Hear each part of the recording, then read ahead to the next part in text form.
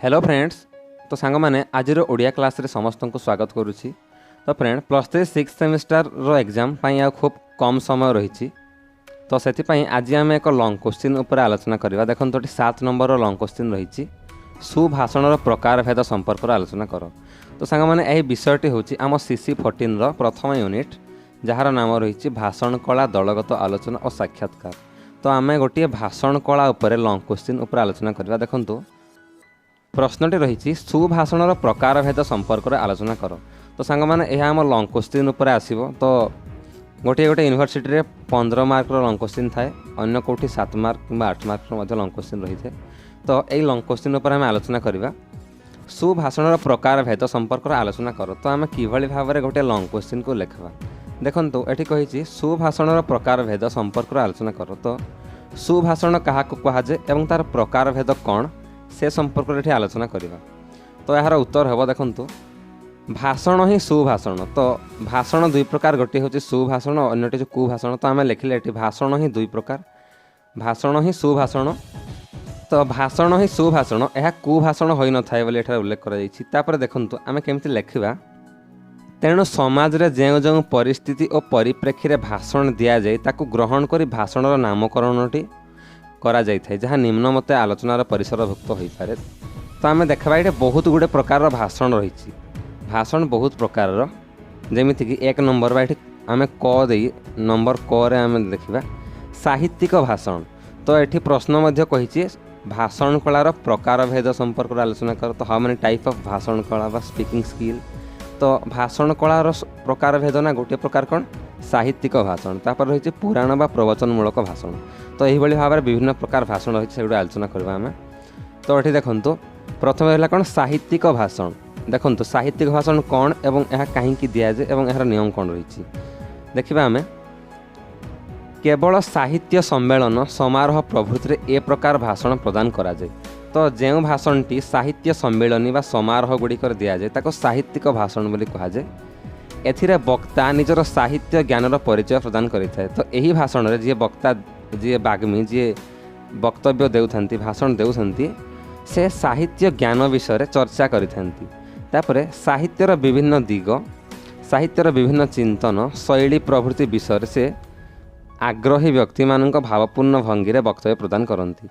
एथिरे जणे जणे प्रवीण साहित्यिक पांडित्यपूर्ण अभिलाष नवीन मानक उत्साहित और साहित्य मनस्क करिथाए। तो आमे जानिले साहित्यिक भाषण कौन ना जेकोसी साहित्य संवर्धना बा समारोह रे जो भाषण दि जाए ताको साहित्यिक भाषण कहुए। एवं यही साहित्यिक भाषण रे केवल साहित्य विषय चर्चा करा जाइथाए। तापर ख देखिबा आमे। देखंतो एठी प्रश्न थिला सुभाषणर प्रकार भेद संपर्क आलोचना कर। तो साहित्यिक भाषण होची गोटे सुभाषण अंतर्भुक्त क। तापर ख आमे देखिबा देखंतो पुराण बा प्रवचनमूलक भाषण। 2 नंबर आमे देखिबा ख नंबर रे पुराण बा प्रवचनमूलक भाषण होची गोटे सुभाषण। तो चलंतो देखिबा पुराण और प्रवचनमूलक भाषण कौन। प्रवचन धर्मी भाषण गुड़िक यही श्रेणी अंतर्भुक्त। एथिरे भागवत रामायण प्रभृति विविध पुराणर जनप्रिय आख्यान, विभिन्न भजन कीर्तनर अंश, लोकगीतर अंश प्रभृति गायन करा जाए। अनेक समय वक्तांकर यही गायन सहित श्रोता माने पाଳି धरु धरु अंश ग्रहण करिथांती। रामचरित मानस, पारायण, भागवत एवं महाभारत इत्यादि अनेक प्रकार धर्मग्रंथ गुड़िकर पुराण प्रभृति यही श्रेणी अंतर्भुक्त। यही धरणर भाषण गुड़िक पुराण पारायण भाव प्रसिद्धि लाभ करिछि। भागवत और रामायण भले जनप्रिय पुराण पाठकर यही प्रकार प्रवचन सभा आयोजित होता है। यही सभार वक्तव्य एवं स्वल्प गीतमान पद्य आवृत्ति एवं मुख्य स्थान गुड़िक ग्रहण करिथे। वक्ता मानकर उत्तम गायन शैली व्याख्यात्मक दक्षता पर यही धरण भाषण कलार सफलता निर्भर करिथे। केवल पुराण प्रेमी श्रोता मानक ए प्रकार भाषण परितृप्त होइथे। तो जो भाषण गुड़िकर भगवान विषय आध्यात्म विषय धर्मग्रंथ विषय आह्वान दि जाए से प्रवचन दि जाए ताको पुराण बा प्रवचनमूलक भाषण बोली कहुए। तापर आम देखा नंबर ग नंबर रही आध्यात्मिक और धार्मिक विषयक भाषण। तो देखा आम ये पुराण विषय आलोचना कले, बर्तमान आध्यात्मिक और धार्मिक विषय आम देखा विभिन्न अनुष्ठान तरफ आयोजित आध्यात्मिक सम्मेलन गुड़िकर यही धरण भाषण प्रदान करा जाइथे। यही आध्यात्मिक भाषण गुड़िकर भक्ति मुक्ति ऐश्वरिक अनुचिंतन जीवनर अलिकता सत्कर्म साधना प्रति अनुराग आत्मा और परमात्मा ज्ञान गूढ़ तत्वादीर बयान परिलक्षित होता है। निजर नीति और आदर्श रक्षा उपर गुरुत्व प्रदान करने को जाई वक्ता निज वक्तव्य धर्म पुराण नीति तत्व आदिर बयान देते। तो यह हूँ आध्यात्मिक भाषण। एथिरे यही धरण भाषण गुड़िक केवल धर्म विषयक ए निर्दिष्ट धर्म यह धारणर पालन संपर्क अवधारणा प्रदान कराए। अनुरक्त श्रोता मानक यही धरण भाषण उपयुक्त मार्ग प्रदान करें। तो यह थिला आध्यात्मिक भाषण बा स्पिरिचुअल स्पीच। तापर आम देखा नंबर घर रही नीति और आदर्शपूर्ण भाषण। तो यह हूँ कौन नीति एवं आदर्शपूर्ण भाषण। तो आम देखा ये भाषण में कौन एवं केमी दि जाए देखो ये लिखाई गुरुत्वपूर्ण सभा सम्मेलन विश्वविद्यालय गुड़िकर समावर्तन उत्सव प्रभृति यही धरण भाषण प्रदान कराए। तो यही भाषण टी कौटिना गुरुत्वपूर्ण सभार नीति और आदर्शपूर्ण भाषण दि जाए सम्मेलन गुड़िकर दि जाए विश्वविद्यालय गुड़िकर समावर्तन उत्सव यही नीति और आदर्शपूर्ण भाषण दि जाए। यही धरण भाषण में विशेष सम्मानजनक भाव मान्य विद्वान को वक्ता भाव ग्रहण कराए। तांको अभिभाषण में सुस्थ सुंदर समाज संगठन वार्ता प्रकाश पाए। एथिरे रही थाए गुरु सुलभ उपदेश बंधु सुलभ परामर्श नीति और आदर्शपूर्ण बाणी पूर्ण यह भाषण नवदिगर संधान प्रदान करिଥାଏ। एथिरे वक्तांकर भूयगान और अन्य मानक पई उत्तम मार्गदर्शक होइଥାଏ। तो निश्चित भाव में नीति आदर्शपूर्ण भाषण गुड़िक नीति शिक्षा एवं भाषण नीति शिक्षा एवं आदर्शपूर्ण भाषण रे परिपूर्ण होता है। तापर आम देखा नंबर 8 रही तत्कालिक भाषण। तो तत्कालिक भाषण कौन यह एक भाषण इंग्राजी भाषा रे तत्कालिक भाषण को आम टेम्पर स्पीच बोली कहा जाई थे। तापर कौन सी प्रकार पूर्व प्रस्तुति न थाई ए प्रकार भाषण प्रदान करा जाई थे। तत्काल भाषण हठात आपण गोटे जगह को जाइछन्ति बिना प्रस्तुति रे आपण को नहीं स्टेज रे ठिया कर भाषण देवा कहगला। तो से समय आपड़ जो उपस्थित बुद्धि को यूज करवा सबकन्स्टेंट माइंड को यूज कर आपन भाषण देवे ताको ही तत्काल भाषण बोली कहा जाए इमरजेंसी स्पीच बोली कहा जाए। तो कौन सी पूर्व प्रकार प्रस्तुति न थाई ए प्रकार भाषण प्रदान करा जाए।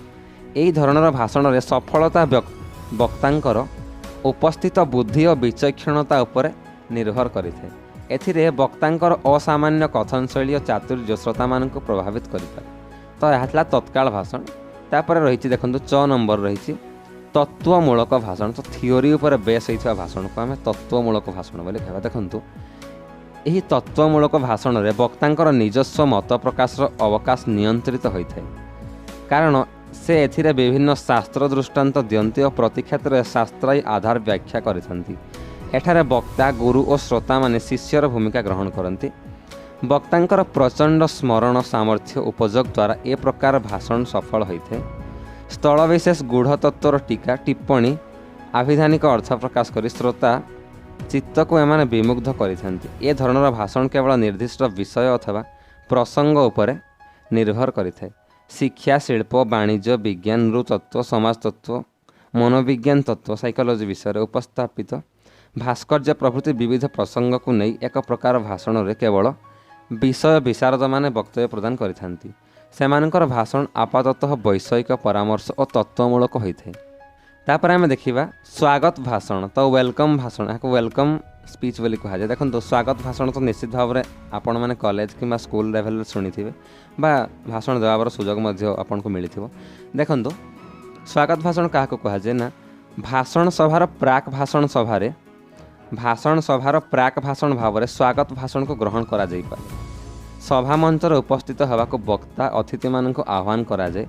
सभा आयोजन अथवा अनुष्ठान कौन सी गुरुत्वपूर्ण व्यक्त सभा मंचर वक्ता अतिथि मान पुष्पगुच्छ पुष्पमाल्य इत्यादि प्रदान करती एवं उत्सव से जोगदान करने हेतु से उपस्थापित श्रोता मान स्वागत करिथांती। अतिथि मान प्रति सेमानंकर आतिथेयता प्रकाश पाई थाए। तो यह हूँ स्वागत भाषण वेलकम।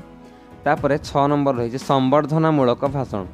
कौन से विशेष कृतित्व पाई व्यक्ति को संवर्धित करवा विदेशागत को स्वागत करने उद्देश्य ए प्रकार भाषण गुड़िक दि जाए। एथिरे व्यक्तित्व कृतित्व एवं तांको निरलस कर्म साधना पाई तांको सम्मान प्रदर्शन करा जाए। विशेषकर एपरी उत्सव संबर्धित व्यक्ति मध्य उत्तर भाव निजस्व अनुभव को प्रकाश करिथांती। एही प्रकार भाषण में अन्य मानक कृतित्वर अधिकारी होगा उत्साहित करा जाए। तो यह था संबर्धना भाषण। तापर ये देखंतु 6 नंबर श्रुति बा जयंत सभा जनित भाषण। श्रुति बा जयंत सभा जनित भाषण देखंतु श्रुति बा जयंती सभा जनित भाषण यह कह व्यक्तिंक वियोगरे आयोजित शोक सभा गुड़िकर ए प्रकार भाषण प्रदान करा जाइथे। संपृक्त व्यक्तिंकर वियोग जनित दुख बा शोक सेमानंकर परिवार परिजन किपरि सह्य करिवे और तांको आत्मार सद्गति किमंती हेबो ए प्रकार भाषण ईश्वरंक निकट प्रार्थना करा जाइथे। ए धरणर भाषण में वियोग जनित दुखानुभूति प्रकाश पाए। कौनसी विशिष्ट व्यक्तिविशेषज्ञ जयंती पालन अवसर में तांकर महानीय कार्यवलीर श्रुति आचरण करा जाइथे। एही धरणर भाषण कला प्रदान होइथे। तापर ए प्रकार भाषण में संपृक्त व्यक्तिंकर आदर्श जीवनधारा तांकर महान गुणवली तांकर नीतिनिष्ठता एवं शिक्षणीय कार्यधारा प्रभृति संपर्क में आलोकपात करा जाइथे। जयंती सभार श्रुतिचारण द्वारा व्यक्तिंकर आदर्शपूर्ण जीवनधारा और महनीय कार्यवली संबंध में श्रोता मान उपयुक्त शिक्षा और प्रेरणा पाई थांती। तापर रही राजनीतिक उद्देश्य भाषण देखो यहाँ हूँ पॉलिटिकल स्पीच कह राजनीति लेवल कौ भाई भाषण दि जाए। स्वाधीन देश में विभिन्न राजनीतिक दल संगठन होगा पर सेमानंकर दलीय आभिमुख्य नहीं अनेक सभा आयोजित होता है। यही सभारे राजनीति कर्मी मानक नेता मानक भाषण द्वारा उद्बोध कराती। अनेक क्षेत्र में निर्वाचनी सभा कराई जाए। साधारण जनता को निज दल प्रति समर्थन करने आह्वान करा जाए एवं आट्राक्शन करा जाए। तापर यही भाषण विरोधी माने शासक दल विरोधी दलर अपारगता और निज दलर विशेषत्व प्रकाश करिथांती। केवल राजनीति उद्देश्य सिद्ध करने प्रकार भाषण दि जाए। तो आपण मैंने निश्चिंत पॉलिटिकल पार्टी मानक राजनेता जमी नरेंद्र मोदी योगी आदित्यनाथ मानकर स्पीच बा भाषण सब शुणी थे।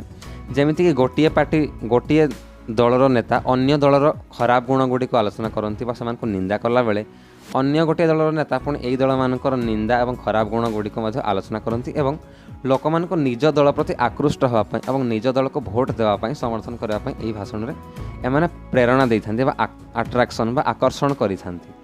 तो यहीगुड़िक थिला राजनीतिक भाषण यह आपण मैंने जानी आगु। तापर देखो रही जातीय जागरण धर्मी भाषण। तो देखिए जातीय जागरण धर्मी भाषण कौन। यही धरणर भाषण श्रोता मान उद्बोधित होता है। यह पूर्णतः नैतिक मूल्यबोध उपर प्रतिष्ठित व प्रतिष्ठित। यार भाषा कोमल हुए नहीं बरम सुप्तंक भितर जागरण सृष्टि करने उपयुक्त भाषा व्यवहार करा जाइथे। पराधीन भारत में जनगण भितर जातीय जागरण सृष्टि करने दिगरे यही धरणर भाषण गुरुत्वपूर्ण भूमिका ग्रहण करते। तापर देखंतु जातीय स्तर नेता मानकर उद्बोधन श्रवण करी ए जातिर निष्क्रियता भांगी जाइथिला और जातिर सामूहिक जागरण देश स्वाधीन होइतो। तो है जातीय जागरण भारत स्वाधीनता बेले बा जातिर उद्बोधन बेले जो भाई जवाहरलाल नेहरू सुभाष चंद्र बोस इत्यादि स्वाधीनता संग्रामी मैंने भाषण दूसरे सेगुड़ी कह जाए जातीय जागरण धर्मी भाषण। तापर रही 6 नंबर रही देखंतु समस्या धर्मी भाषण। तो केउ गुड़ी को समस्या धर्मी भाषण बोली कह जाए। तापर आम आलोचना करवा समस्या धर्मी भाषण। देखो ये लिखा जाइए यही समस्या धर्मी भाषण गुड़िक आपाततः वितर्क भाषण निकटतर अटे। कौनसी समस्या अथवा विभेद सृष्टिकारी प्रसंग उपरे ए प्रकार भाषण आयोजन करा जाइथा। एथिरे वक्ता निजर वक्तव्य को सिद्ध भाव में सब्यस्त करने अनेक प्रकार दृष्टांत प्रदान कर निजर जुक्ति बाढ़ी थांती। एथिरे वक्तार जुक्ति तर्कणा प्रभृति प्रकाश पाए। यही धरणर भाषण में वाद प्रतिवाद जुक्ति तर्क औचित्य और अनौचित्य श्रवण कर श्रोता माने आमोदित होइथांती। एही धरणर भाषण वितर्क पर्यायर होता है। जेकोसी समस्या को आधार करी ए प्रकार भाषण प्रस्तुत करा जाइथा। विशेषतः समस्यार कारण एवं यार निराकरण विविध उपाय संपर्क में वक्तव्य रखा पर वक्ता शेष में एथिरे निजर अभिमत रखिथांती। ए धरणर भाषणर परिसर अत्यंत व्याप्त अटे। जेकोसी समस्या संपर्क में वितर्क करागले यही धरणर भाषण प्रदान करा जाइथे। विशेषतः विवादीय प्रसंग को नहीं वितर्क आरंभ करा जाइथे। एथिरे वक्ता सपक्ष अथवा विपक्ष जुक्ति बाढ़ी थांती। विवादीय प्रसंग सपक्ष बा विपक्ष दिग को समर्थन करी प्रतिपक्षर जुक्ति को खंडन करी निज मत को दृढ़ भाव में उपस्थापन करिथांती। तापर रही देखो विदाय संबर्धना जनित भाषण। तो यह आपण जानिथे विदाय संबर्धना आम स्कूल कॉलेज गुड़िकर फेरवाल दे था। तो से फेरवाल समय विदाय संबर्धना समय जो भाषण दि जाए ताको विदाय संबर्धना भाषण बा फेरवाल स्पीच बोली कहुए। यही विदाय संबर्धना समस्त को दि जाए। यही विदाय संबर्धना शिक्षक शिक्षयित्री मान दि जाए कि छात्र छात्री मैंने पढ़ुवा बा अंतिम वर्षर छात्र छात्री मैंने विदाय नेला बेलू से उद्देश्य विदायकालीन संबर्धना बा फेरवाल स्पीच दि जाए। तापर देखा आम ढ नंबर प्रतियोगितामूलक भाषण। साधारणतः छात्र छात्री मानू वाचनिक दक्षतार परीक्षण पर शिक्षानुष्ठान गुड़िकर यही प्रकार भाषण आयोजित करा जायते। एथिरे जेकोसी वितर्क तर्क वितर्क गुड़िक प्रसंग भाव में आधार करा जायते एवं निर्दिष्ट समय सीमा मध्य वक्तव्य रखा निर्देश दि जाए। यही धरणर वक्तव्य को विचारक मैंने विचार कर योग्यतार मूल्यांकन करिथांती। एथिरे अंशग्रहीता माने विषयर सपक्ष अथवा विपक्ष निजर युक्ति गुड़िक उपस्थापन कर निजस्व मत को दृढ़ भाव में प्रतिपादन करिथांती। तो यह प्रतियोगितामूलक भाषण बा कॉम्पिटिटिव स्पीच बोली कहुए। तापर देखिबा नंबर 9 रही। यह अंतिम भाषण कलार विभिन्न प्रकार भेद भितर 9 नंबर भाषण प्रकार होची अंतिम। तो सचेतन धर्मी भाषण कला होची अंतिम प्रकार भेद।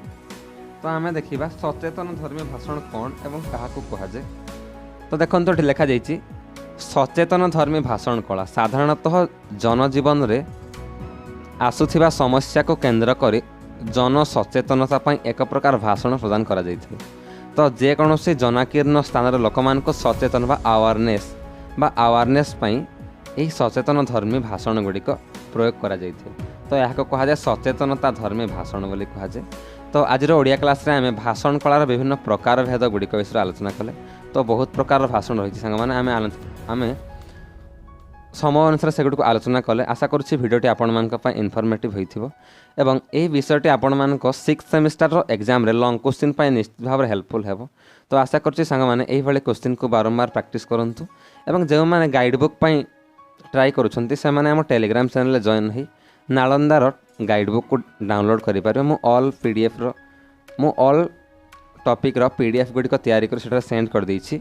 तो आपण माने हम टेलीग्राम चैनल रो लिंक रे जाई जॉइन हुंतु एवं टेलीग्राम चैनल रो एही पीडीएफ गुडी डाउनलोड करंतु।